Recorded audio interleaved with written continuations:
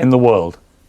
I already said way too many, 1 billion. And they have 56 Muslim nations. How many? They should go there and live in their 56 Muslim nations very happily amongst each other.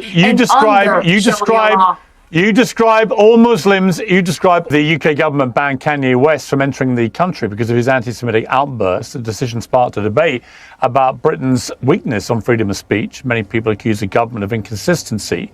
People like the racist influencer Valentina Gomez are allowed in, they argued, so why not Kanye? It's possible, and in fact likely, that the government had no idea who she was until this point was made.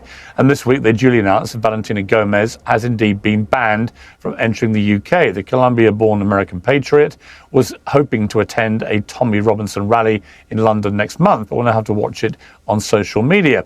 We're always ahead of the curve. I actually banned Valentina Gomez from the show back in December. Let's take a reminder. Here's my pledge to you. If it turns out the people of Texas, a state that I love and have spent a lot of time in, if it turns out they're all as bigoted as you are, then you'll win. And if you win, I'll get you back on Uncensored. But here's the deal. If you lose, you're never coming back. Well, less than 24 hours after Gomez appeared on this show, President Trump endorsed her rival, and she duly lost the primary by a staggering 49 points, one of the biggest beatings in American political history.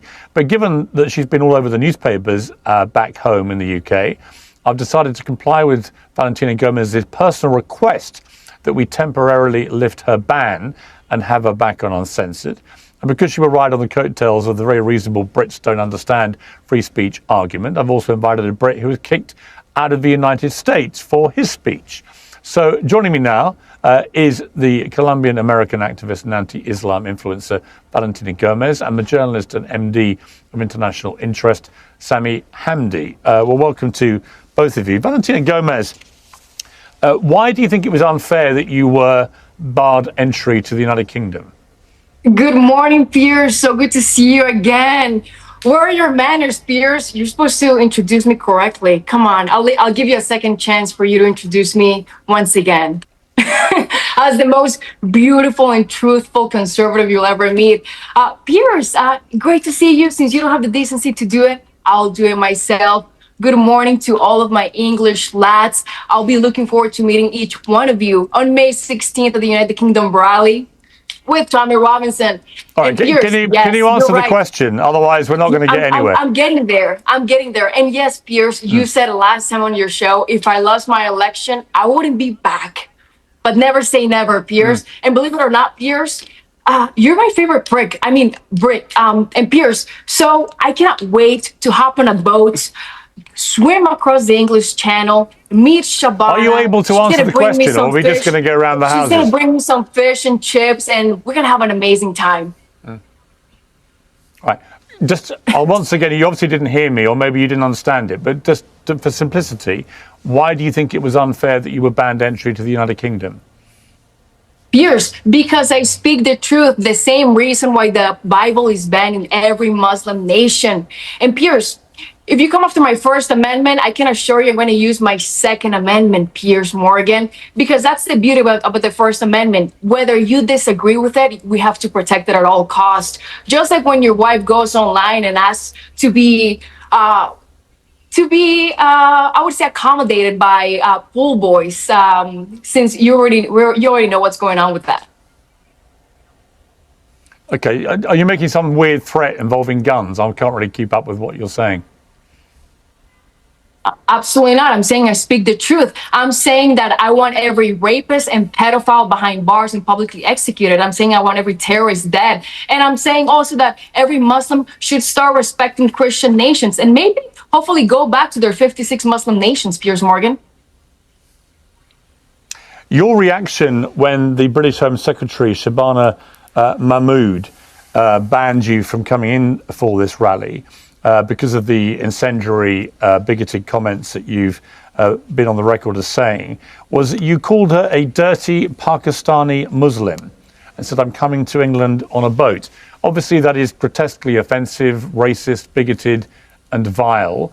But also, there's a point I'd like to make to you is that Shabana Mahmood was born in Birmingham in England. She's as English as I am.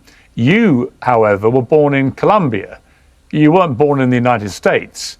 So I That would is argue correct. that Shabana Mahmood has much more validity to be considered English than you do to be an American.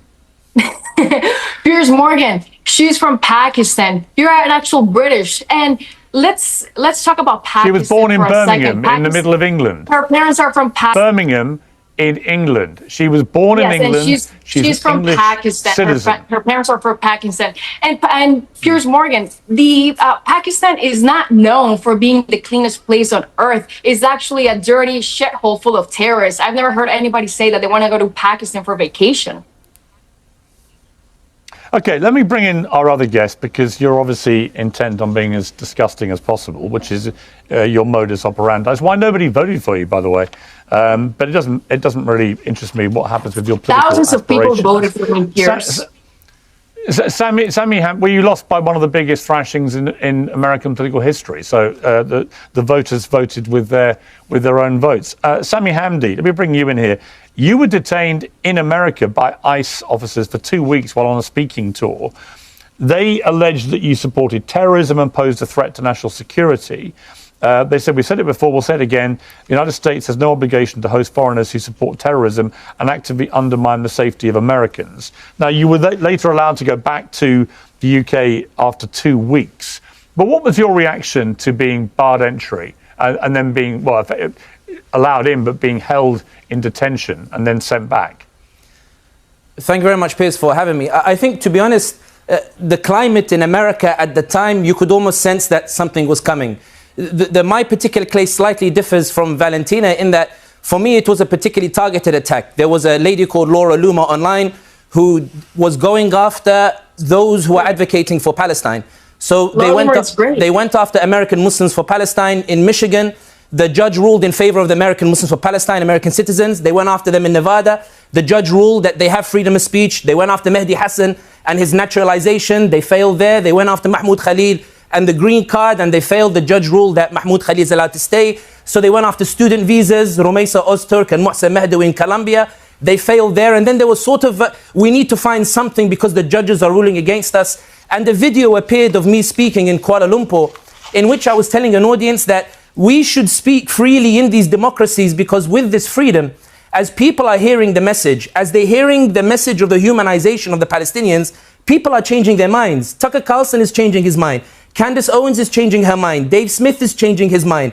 And that's why we don't need the violence. We can speak freely, democratically, and use those freedoms to change their opinions. We can use our words and show the images and show the videos. Laura Loomer took this video, her and Senator Ted Cruz and an individual called Dinesh D'Souza, and they openly came on Twitter and said, we need to go after this British lecturer who's giving lectures in Stanford, in Berkeley, in CUNY, all these other places. We need to get rid of them. So this was on the Monday. I saw that tweet. So I was sort of expecting it. And the reason I was on is because the friends of mine at the State Department, I'm a risk consultant, I've advised the State Department on a few occasions, they came out and said this was a misunderstanding, we'll clear the record, just go back to the UK, apply for a new visa, and you can come back to America. So my situation is slightly different, but my reaction was, there is this Israel First lobby that's deeply concerned with the shift in American public opinion. How can we scare people into not talking about Palestine, to stop them from speaking about it? Because as you can see in the Gallup poll, now more Americans sympathize with the Palestinians than they do with the Israelis. And the point I make here about Valentina is, you mentioned it, Piers, yourself, that the language of hate didn't resonate with voters. And we saw it that the language of hope is what's resonating. Mamdani speaking about how we should all stand together for humanity and think about the basic needs of the ordinary American, and he wins. Abdul Sayyid... All right, well, Sammy, let me jump in.